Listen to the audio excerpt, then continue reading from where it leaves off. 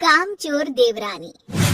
एक बार की बात है, सुषमा अपने पूरे परिवार के साथ खुशी खुशी मोहन नगर में रहती थी। उसकी 2 बहुएं थी, पल्लवी और शिवानी। एक दिन दोनों बहुएं रसोई में काम कर रही होती है कि तभी उनकी सास सुषमा उन्हें बुलाती है। अरे बहू, जरा इधर तो आना। शिवानी, जरा जाकर देखना सासू माँ क्या कह रही हैं। दीदी आप ही देख लो ना जाकर, आपको भी तो सुनाई दे रहा है। अरे मैं आटा गूंद रही हूँ ना, तुम चली जाओ। हाँ तो मैं भी तो सब्जी काट रही हूँ ना दीदी। अरे बहू जल्दी आओ। ओह, ये तो जाएगी नहीं, मैं ही जाकर देखती हूँ कि क्या करना है। पल्लवी सुषमा के कमरे में जाती है। जी मम्मी जी, क्या हुआ? शाम को घर पर कुछ मेहमान आने वाले हैं, तो तुम अच्छा सा खाना बना लेना बहू। ठीक है मम्मी जी, आप बता दीजिए क्या क्या बनाना है और कितने लोग आ रहे हैं। सुनील की मौसी जी और उनका पूरा परिवार आ रहा है। कुल मिलाकर 3 लोग और हमें मिलाकर हुए 9 लोग। तो अभी से ही तैयारी करना शुरू कर दो। और हाँ, घर की सफाई भी कर देना, हाँ अच्छे से। जी मम्मी जी, सब काम हो जाएगा, आप चिंता मत कीजिए।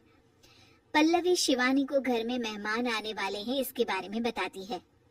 क्या 9 लोगों का खाना बनाना होगा, घर की सफाई करनी है? बाप रे, सासू माँ ने तो हमें घर की नौकरानी ही समझ कर रखा है। ऐसा नहीं बोलते शिवानी, हम इस घर की बहू हैं और घर के काम करना हमारा फर्ज है।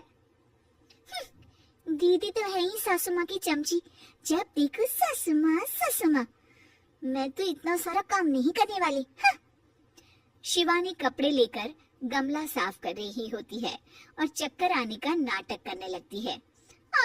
मेरा सर चकरा रहा है। तभी वहाँ पल्लवी और सासू माँ जाते हैं। अरे बहू, क्या हो गया तुम्हें? मम्मी जी, बहुत तेज सर में दर्द हो रहा है। तुम एक काम करो शिवानी, आराम कर लो। नहीं नहीं दीदी, घर में मेहमान आने वाले हैं, मुझे आपकी मदद करनी चाहिए। अरे कोई बात नहीं शिवानी, तुम आराम कर लो, मैं सब काम कर लूंगी। ठीक है दीदी, अगर आप इतना कह रही हैं तो आराम कर लेती हूँ। शिवानी आराम से अपने कमरे में मैगजीन पढ़ रही होती है। इसे कहते हैं आराम की जिंदगी। इतना सारा काम। चलो सारा काम खत्म हो गया, शिवानी को देख आती हूँ। शिवानी अपने कमरे में ईयरफोन में गाने सुनते सुनते सो जाती है और उसके साइड में मैगजीन भी रखी होती है। पल्लवी वहां आ जाती है और वो सब देखती है। ओहो, तो मतलब सब काम चोरी का बहाना था। अभी बताती हूँ इसको। घर का सारा काम मुझे करना पड़ा और ये महारानी यहाँ मैगजीन पढ़ रही है, गाने सुन रही है। पल्लवी रसोई से एक प्लेट और चम्मच लेकर आती है और शिवानी को थाली बजाकर उठाने लगती है। शिवानी अचानक से उठती है। उठ गई महारानी, गाने भी सुन लिए, मैगजीन भी पढ़ ली। तुम तो बहुत बड़ी झूठी निकली शिवानी।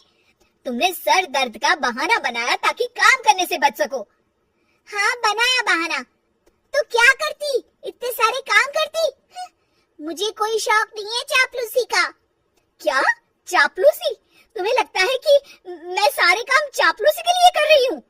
और नहीं तो क्या। तभी वहाँ सासू माँ आ जाती है।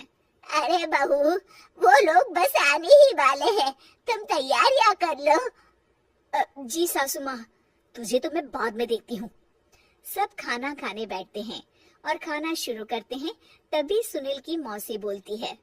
वाह भाई वाह, खाना तो बहुत ही अच्छा बना है सुषमा जी, एक एक चीज में क्या स्वाद है। ये सुनकर शिवानी मुंह बना लेती है। उसे अपनी जेठानी की इतनी तारीफ रास नहीं आती। आपकी बहुएं तो बहुत ही अच्छा खाना बनाती है। हाँ बनाती तो दोनों ही अच्छा है, पर आज ना ये सारा खाना बड़ी बहू ने बनाया है। छोटी बहू की तबीयत ठीक नहीं थी, सो इसलिए। मानना पड़ेगा सुषमा जी, आपकी बड़ी बहू तो बहुत ही गुणवान है। पल्लवी की तारीफ सुनकर शिवानी को जलन होती है। पल्लवी ये सुनकर खुश हो जाती है और शिवानी की तरफ देखकर उसे चिढ़ाती है। कुछ देर बाद मेहमानों के जाने का वक्त हो जाता है। मौसी जी सबके लिए उपहार लाई होती है। वो सबको शगुन के पैसे देती है और अंत में पल्लवी के पास आती है। तुम्हारे लिए शगुन का लिफाफा तो है ही, पर बहू तुम्हें एक और उपहार भी मिलेगा इतना अच्छा खाना बनाने के लिए। मौसी अपने सोने की कंगन निकालकर पल्लवी को पहना देती है। ये लो, ये मेरे मनपसंद कंगन है, अब से ये तुम्हारे हुए। धन्यवाद मौसी जी। ये देखकर शिवानी तो पूरी तरह से जल जाती है और गुस्से से रसोई में चली जाती है। तभी वहां पल्लवी आ जाती है और उसे अपने कंगन दिखाने लगती है। देवरानी जी, अब आपका सर दर्द ठीक तो है ना? मुझे लगता है कि अब सर दर्द शुरू हो गया होगा आपका।